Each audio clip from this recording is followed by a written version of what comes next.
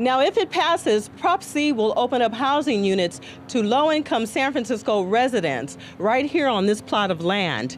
But one of the questions is, who will qualify if Prop C is approved? A yes vote on Prop C moves $261 million from one housing need to another. New units will be built while older buildings receive rehabilitation. Devin Richardson, Director of Real Estate Development for the San Francisco Housing Development Corporation, describes how some residents will receive preference. Years ago, got a certificate, and so if you were displaced or your family was displaced, you get first preference to move into any new rental or homeownership housing. I asked Devin to explain what happens with current residents. The current residents of the neighborhood have a preference to move in. This current resident is weighing her options. We'd probably have to leave San Francisco. I have family that lives up in the mountains, and it's sort of an idea in the background always that that's where we may end up. If Prop C is approved in November, almost 1,000 housing units will be made available to San Francisco residents over the next 4 years. In San Francisco's Hayes Valley, I'm Alicia Mayo for State of Events. While some had their doubts about Raquel's success and ability, she had no doubt in her mind about what she wanted to do. But what makes Raquel want to even get into the ring and box? I'm here because I can do whatever I want to do. I can be girly, I can wear pink, I can box, I can do whatever I want to do, and you guys can too. And so that's the point of Fight Like a Girl, is being able to fight at anything. With a boxing name like Raquel Pretty Beast Miller, I have a feeling she knows her place is in the boxing ring. It's just about being strong, feeling confident as a girl, to feel like you don't have to be so pretty and cute, and you can do something that they consider to be masculine, you know? After fighting in more than 70 amateur bouts and only losing about 8 of those, she's very happy with her current professional success with 0 losses. I've been boxing now for 7 years, and I had about 70 amateur fights. And on Saturday will be my 3rd professional fight. In the meantime, Raquel is doing a little shopping around for a new belt, a title belt. And coming up soon, I'm going to go for a world title.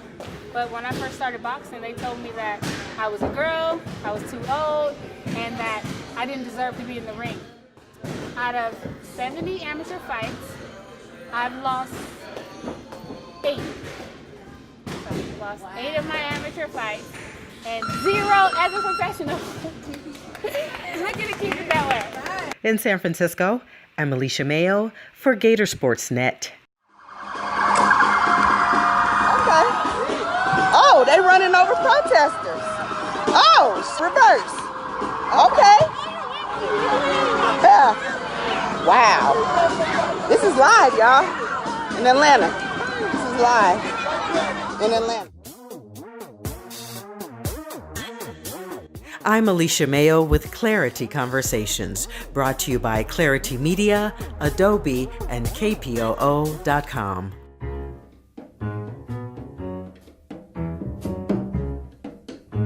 The shouts for justice and police reform are ringing out across our nation as people continue to gather in solidarity in the streets of all 50 United States and in international countries to protest more killings of African American citizens by police. This week, an unarmed Rayshard Brooks was killed in the parking lot of an Atlanta Wendy's restaurant. Brooks wrestled away a taser from the officer who tried to apprehend him and ran away. As Brooks ran, the officer fatally shot Brooks in the back. Associated Press reports say the officer who shot Brooks has been fired and the shooting has been ruled a homicide. Another officer involved has been placed on administrative duty pending the investigation. Protesters swarmed the streets of Southeast Atlanta Saturday night, angry over the shooting that happened on Friday night. Protesters took out their anger on the Wendy's restaurant location where Brooks died. They set fire to the restaurant and nearby cars as they marched through the streets to the nearby interstate. I talked with Laurel Morrison, a protester who captured amazing footage while describing her personal reasons for getting out into the streets to protest. The Bay Area native explains why she was compelled to get involved. I'm tired, y'all. I'm tired. It's hot. I'm tired.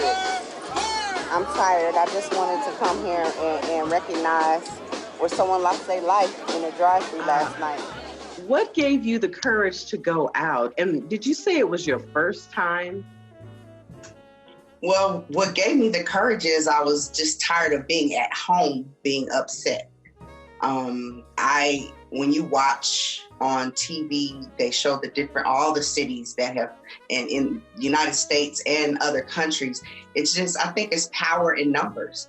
I mean, I'm only one person, but when you look at everyone standing next to each other, it says a lot that, we're all on the same page. We all feel the same way. And I just wanted to be one. I just wanted to be one in the crowd. And this actually wasn't my first time protesting. My first time protesting, being that I grew up in California in the Bay Area, was in 91, 92 when the Rodney King beating was filmed, before camera phones, and all of that. And that was really the first time the world got to see what everyone in my community already knew was happening. And that upset me. And that, I was 17 then. So that is really, I feel like protesting is a young person's game. And they, like people that feel like they don't have a voice, they can't vote yet, they can't do this, they feel like they're unheard. But right now, I just had to be one of the crowd. I had to be. President Trump called police officers involved in these killings a, quote, few bad apples, and promises to sign an executive order encouraging police nationwide to meet the most current professional standards for the use of force, including tactics for de-escalation. President Trump also described the executive order as force with compassion. The president of the San Francisco Police Officers Association, Tony Montoya, told me that his department will not tolerate officers who kill the citizens they are hired to protect. You mentioned Double Rock the other day, and, as far as I'm concerned, Bayview Station right now has some of the best police officers in the San Francisco Police Department. While everyone had chaos and were out there causing destruction, and, my members assigned to the Bayview housing were holding barbecues with the residents of Double Rock to say, we are better than this, you are better than this, and collectively, we can all get through this together. And, but the media didn't cover that part. Because, that doesn't sell a news story. Cops having barbecues and hanging out with children is not as good of a news story for some people as, all the other chaos is going on. So, one thing that we've heard, as of recently, and, the one question is, racism and how it relates to law enforcement. I would wholeheartedly disagree that racism is not systemic. It's not what some portray it to be.